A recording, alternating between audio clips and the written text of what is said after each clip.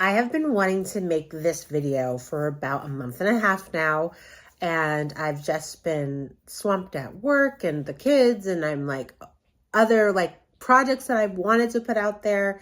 A big one being my leadership course for young teens, and how they can, look to themselves for leadership, especially as they're embarking on the more challenging teenage years. Finding a resource or being a resource for them to explore their own independence, as they start to get more and more opportunity for that independence. On the other side, I've been wanting to get more information out, gathering resources and information for parents of these teens that I want to reach out to.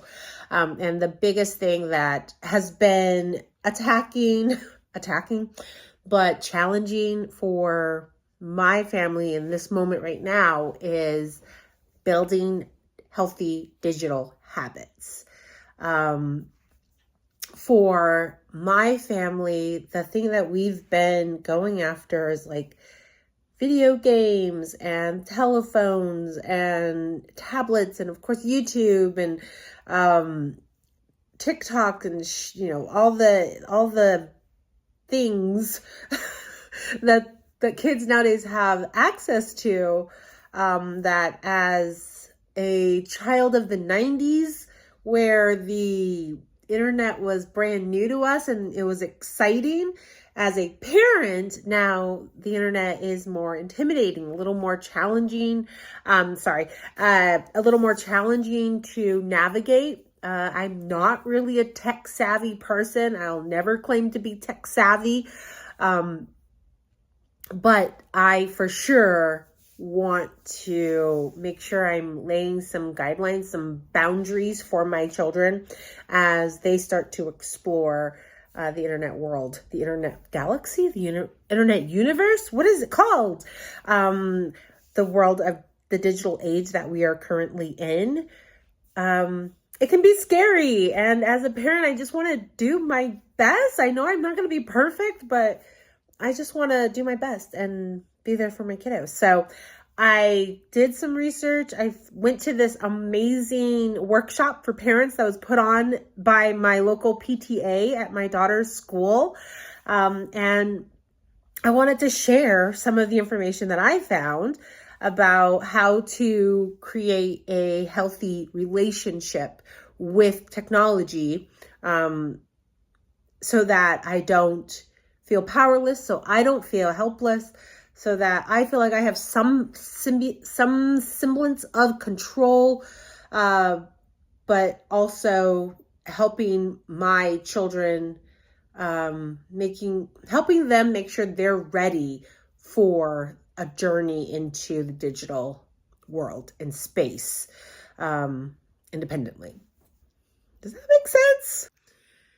So tip number 1 is create digital expectations together as a family.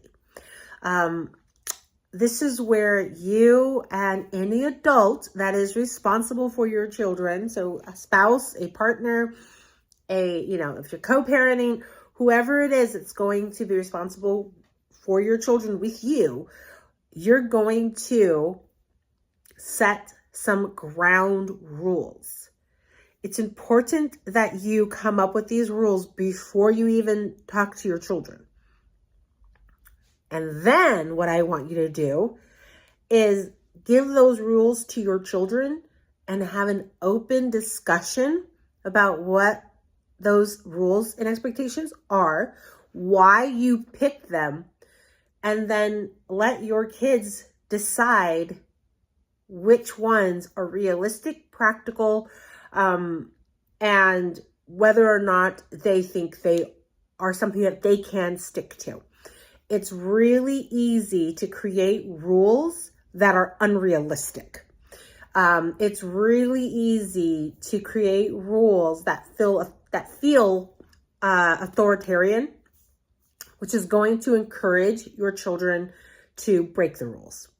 So coming together as a family to set those guidelines and expectations and then agreeing to them is very important. That open communication is going to set you up for success.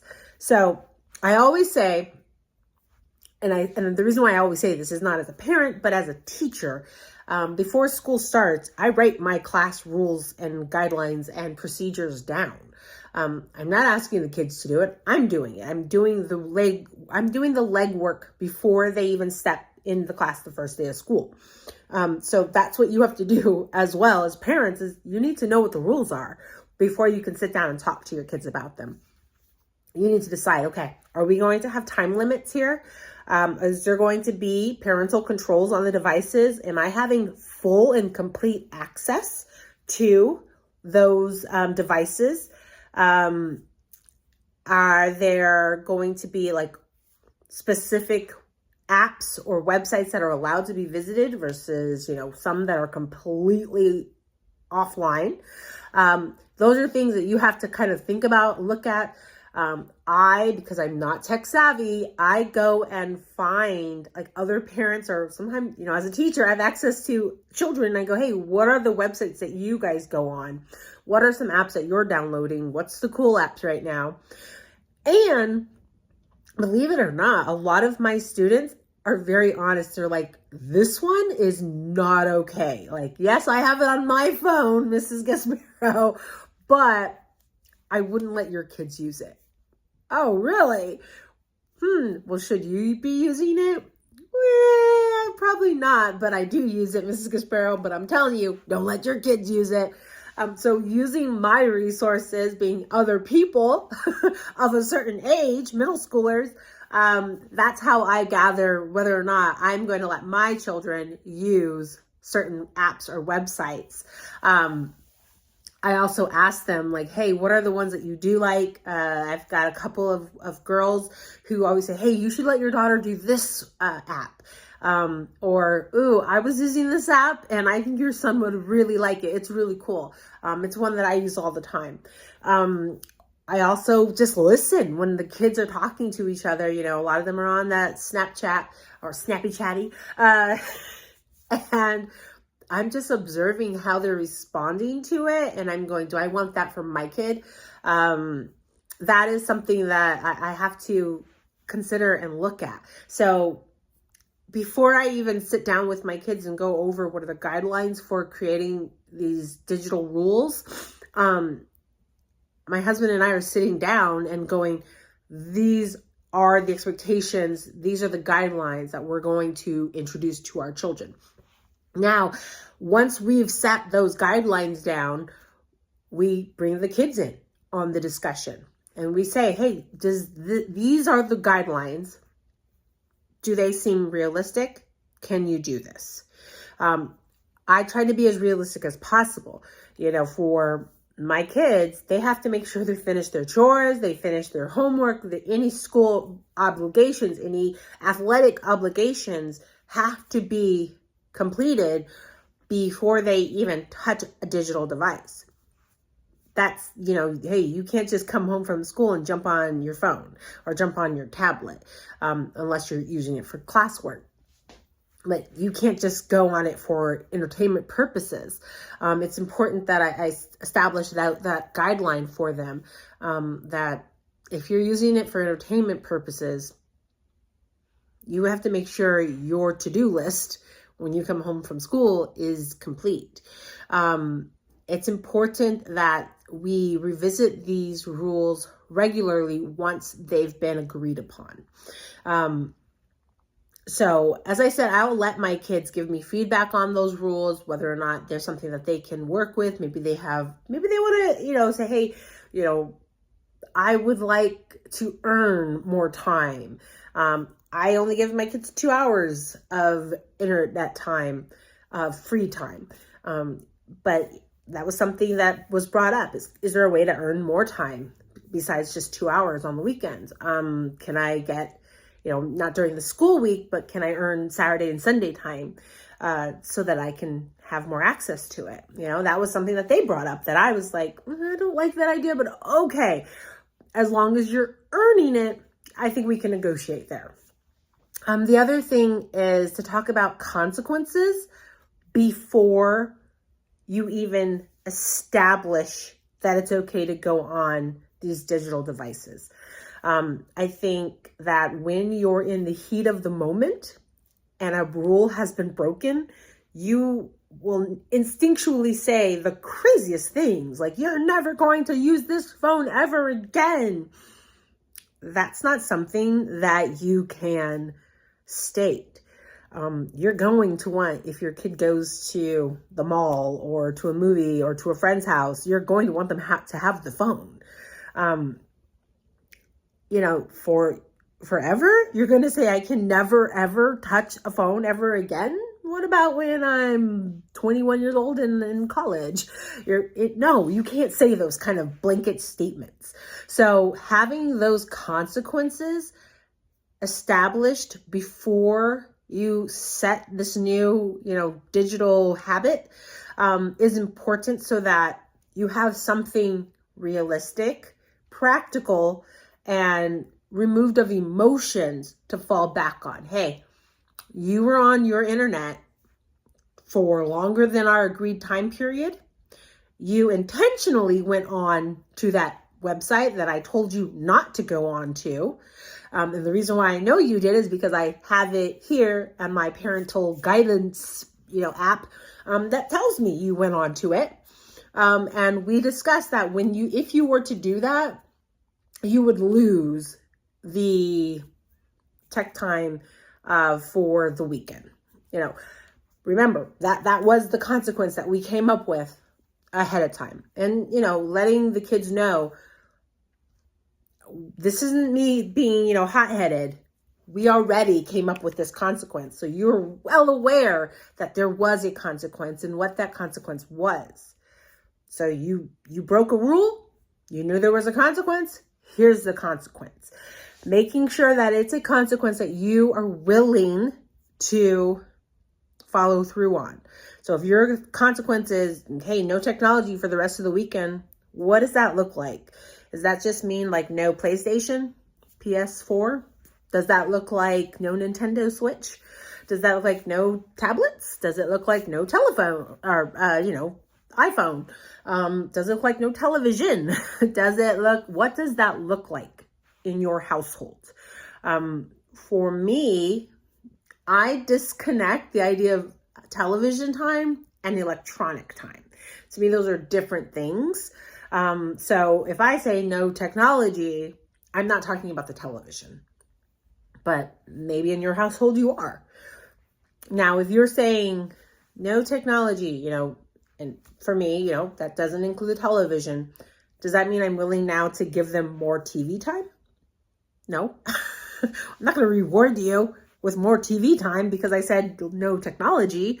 So it's important to know where your consequences are, where your guidelines are ahead of time, because you could be talking yourself into a corner or backing yourself into a corner here, and your kids are clever enough to go, well, I can't be on my Nintendo, so I'm just going to turn on the television then. You didn't say I couldn't be on the television?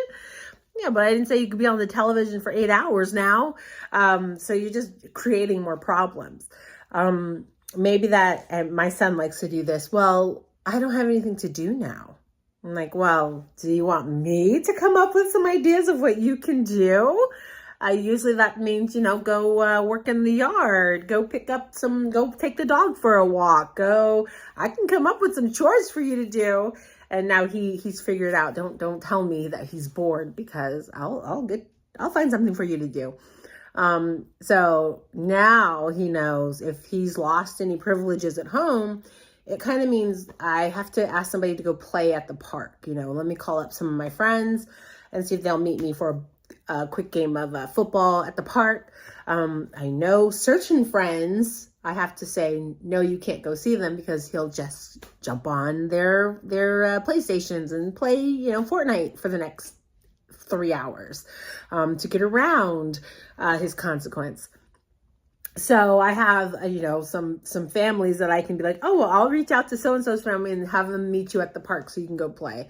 So, making sure that you've got your own, as the parent, your backup plan in case you do have to implement some consequences.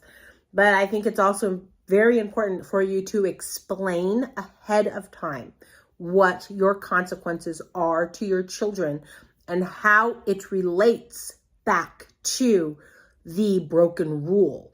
And it will happen. The children will test boundaries. That's normal and natural. So making sure that you're prepared for when it happens, because it will happen, you're prepared to deal with it in a logical, removing the emotions, in a logical manner that is respectful for yourself and to your children. Tip number 2 is it's directly related to tip number 1, and it's having ongoing conversations about digital life.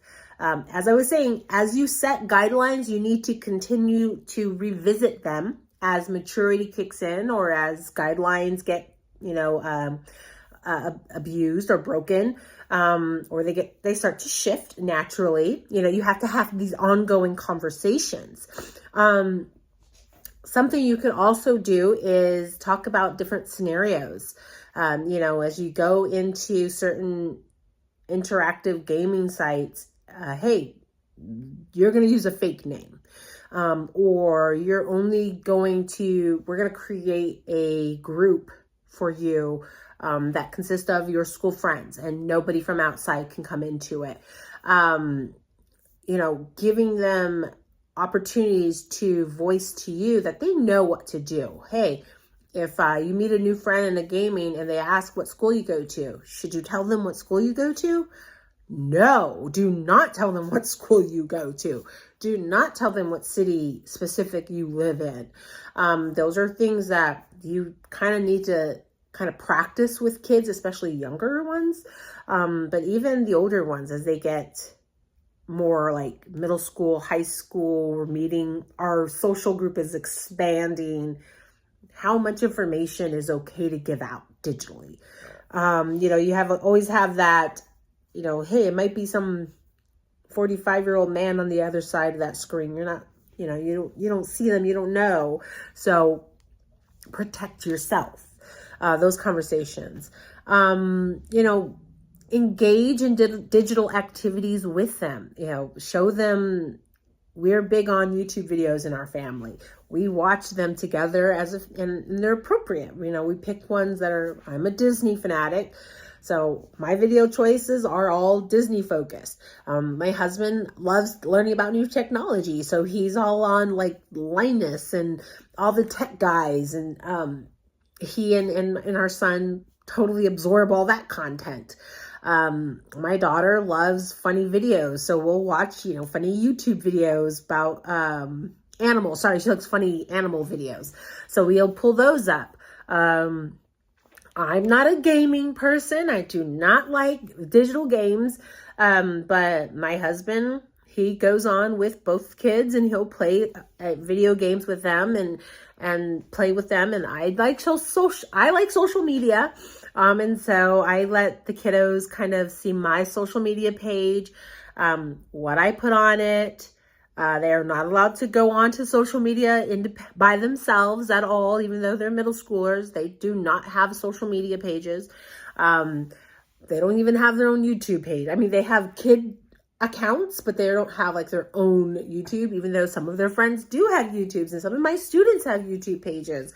But mine just not there yet. I can see my son hinting at it as he sees me creating more digital content that he's starting to want to. And so I let him kind of help me learn, like how do I use these editing tools, and kind of letting him lead me through it is my way of allowing him to take ownership in some of the editing and content that's being produced. But it's something that I'm in control of, but he feels that he's a part of. So that is like that ongoing conversation of this is what's appropriate, this is what's not appropriate. And, today he shared with me something that he edited completely on his own that I can tell he wants to put out into the universe. That's something that I think first my husband and I will have to discuss how we can allow him to do these things in a safe manner.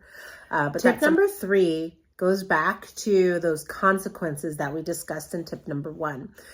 It is normal to break rules or to push guidelines, right? It's normal for kids to do that, especially preteens and teenagers. So it's important to treat missteps with care. When we think about missteps or pushing those boundaries, we approach them as learning opportunities. Help your child think through what happened, how they could have responded differently, so that the next time the situation arises, that they have a better option to pull from, so they can be better prepared next time. You know, for my particular family, it always goes back to, what are my friends doing? What do they have access to? You know, my daughter is very much like, all my friends have Stanley cups. Why can't I have one? Because I'm not paying that much money for a cup. All my friends have phones. Why can't I have one? Who are you calling? You know, you use FaceTime when you talk to them on your tablet. Why didn't you have phone?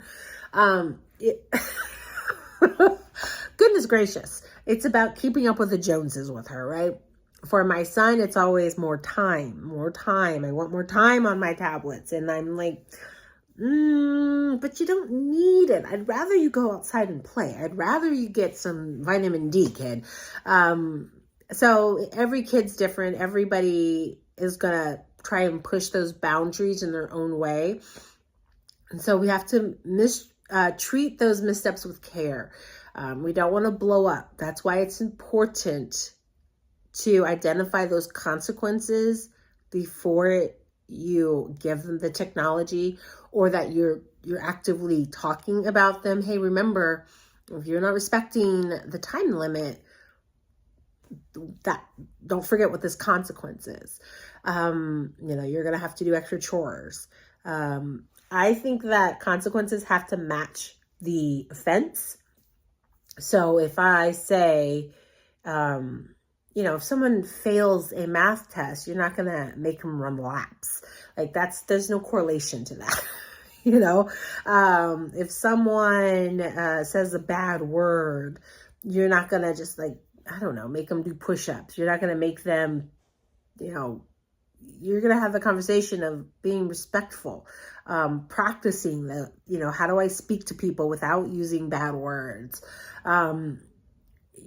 Maybe your consequence is, you know, you have to earn more time. You lose time on your technology, but you have the opportunity to earn it back.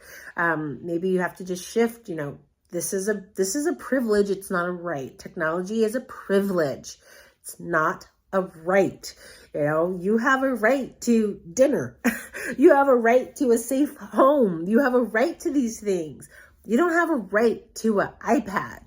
That's a privilege. And so making sure they understand that when they do make mistakes, privileges can be removed, and they have to be earned back. It's tip number 4. Again, I kind of already mentioned, was sharing digital time with your kids. But I really want to read from the paper that I got from the PTA about this digital habit, and it's introduce your child to high quality content. So the example I gave was, I'm a Disney person, so the content that I watch is about Disney vacations and Disney travel and Disney cruise lines. And I have about 3 content creators that I watch that I love and who produce quality work. One thing that I love about them is that's not a word. The content they create is that they're extremely respectful of families and who is around them. There's one content creator that I absolutely adore, and it's because he takes great care not to show children in his videos. Now, how hard is that when you're walking through a Disney park and you're trying your darndest not to get children in your film? Because that's their privacy, right? Not everybody is comfortable having their children on the internet. and to not have the choice of whether or not you want to be on the internet. I've been in parks before where I've seen content creators and they're just like swinging that camera around, and I'm like, hey, I don't necessarily want to be on screen right now. I didn't do my makeup today. It's a little uncomfortable and it's a little irritating when they're just like willy-nilly with the content creating, or not respecting people's boundaries. I've watched videos before and I'm like, I've seen other content creators in the background of the video I'm watching, and they are like standing in the front recording like a show, and there's kids behind them, and I'm like, you're a grown man. Get behind the 5-year-old or the 8-year-old or the 10-year-old. Like, why are you standing in front of them? You're ruining the Disney magic for those children or for that other family. Like, we all paid to get into this park. Don't be selfish for your content. Like, there's a better way to do this. So, like the quality of the person, the integrity of the individual, of the content creator is something that we actively discuss in our family. Like, that really bothers me when I can see that you're being disrespectful to the people around you. Be more self-aware of who you are as a person, as a creator. That is something that I will have discussions with. And so now my kids point out little things like, oh, this content creator, they like recorded a, bounce, what do you call those places? Like air, oh my goodness, what's that place called? Where you jump in the trampoline and they're like, but there's kids all over it. Like, oh, those parents probably don't want their kids on screen. Like, oh, that's so rude. Like, that's coming from them because they're hearing it from me. I'm modeling what I like to see in my content. So tip number 4, you introduce your children to the age appropriate content that they can engage with, that is appropriate and fun for them. And the final tip number 5, is continue your own education when it comes to the digital world. I am so bad, but I do rely on my husband to do a lot of that part of the education and telling me what do I need to know. But learning things like the settings on devices, parental controls on devices, what your internet provider can offer you for parental control, or your phone provider. What options can they give you if you tell them, hey, I have a teen at home and I want to make sure, this phone's going to go to them. What can you do? What can we do to make sure they're in a safe environment? Staying current with media trends, with all of the TikTokies and Snapchatties and all those, different social media things, being aware of what's going on those websites, having your kids show you what their content is, what they're putting out there. Staying connected is important. Also, just finding experts out there. I'm trying to gather resources to give to you guys, but if you have any resources that you can share with me, who can I watch to help give me more information about the technological world that I'm unfamiliar with? Who can I watch on Instagram as I'm scrolling that's going to share tech tricks and tips for me? I'm trying to get better at my own technology skills. That's something that you can do is you kind of, even if you don't want to, you kind of have to be aware of what these different apps are that your kids are jumping on, so that you can help navigate them and be a resource for them, and make sure they're safe. I also, from the PTA meeting that I went to, it was also sponsored by AT&T. This is not sponsored. This video is not sponsored, but the PTA event I went to was sponsored. And they had a tool called AT&T Screen Ready website. Sorry, I'm reading it and I'm like, I can't see around my phone. But they had a website where we got to go on and do a quiz and have a discussion with our kids, and it gave us like guiding questions to talk about with our kids. And it brought up some really interesting concepts like, hey, to the kid, do your parents still need to remind you to, wash your face? Do your parents need to still remind you to do your homework? Do your parents still need to remind you to do blah, blah, blah? If the answer is yes, you might not be ready for technology yet. So, I mean, it was really practical things that I was like, yeah, I still have to remind you to wash your face every day. You know, like, what does that mean? I transfer that to technology is I've got to remind you to go do your homework and get off the telephone or get off your iPad, or, you know, maybe you're just not ready yet for independent tech time. So every kid is different. Every kid's going to have their maturity level at a different place when it comes to technology, but it's important that I, as the parent, continue my own education so that I can keep up with them as they're growing. So that's the fifth tip is parent, do your own homework. So those were the tips for building healthy digital habits in your home. That information was gathered by AT&T and my local PTA. It was a collaboration between them with a program called Ready Tech Go. I'm sure if you Google it, it'll pop up for you. Some of the information I went over, but I kind of went into a lot of detail there. I have some more information to share. I'll release in a little bit, but this was the one that's been on my mind, the one I've been wanting to put out. There has been about how to address technology with your kids. We're in a digital age. That's where I'm at with mine, is what's okay, what's not okay, how much access they should have. So I hope that these tips are useful to you as you have kids going into middle school, high school, or even their first time away from home going into college. What are some expectations that even though technically, 18, 19, they're adults, but really, they're still your babies. How can you send them into the world in a way that is going to be in their best interest, that you are showing them that you love them and care for them and only want them to be successful. Tell me what you think about this video and the content. If it was helpful at all to you, let me know. If you have any suggestions on what we can do to be more tech ready and savvy for our kids as they embark on their own journeys, how can we support their adventures?